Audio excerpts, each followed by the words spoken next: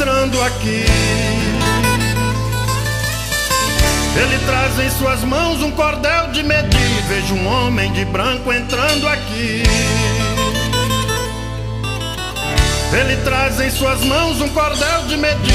Ele mediu 1000 e me fez passar. Água nos tornozelos começou a tocar. E mediu mais 1000 e me fez passar. Água nos joelhos começou a tocar. E mediu mais 1000 e me fez passar. Água pelos lombos começou a tocar. O ribeiro era fundo, não podia atravessar. Entre agora nesta água e comece a nadar.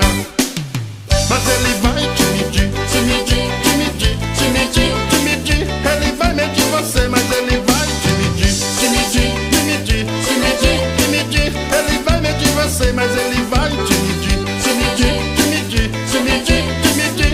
Ele vai medir você, vai medir as tuas obras, vai medir teu proceder, vai medir a tua bênção que está dando pra você. Está medindo o presbítero, está medindo o pastor, mede o circo de oração, mede também o cantor. Ele está entrando aqui e medindo o pregador. Nessa noite está falando, também medindo você.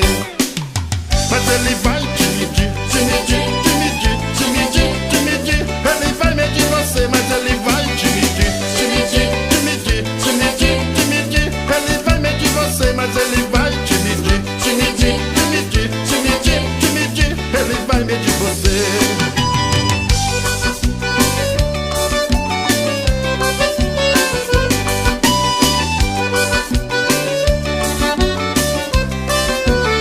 Você veio hoje na igreja e começa a observar. Se Deus revela o pecado pra depois você falar. Hoje não veio nem fala, meu Deus me mostra você. Ele já está ao teu lado e começa a te medir.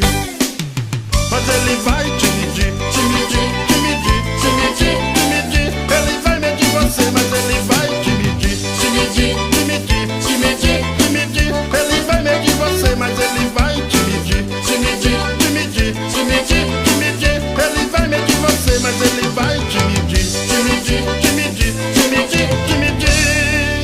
Mede, Jesus, uma bênção bem graúda para a tua igreja. Ele vai medir você.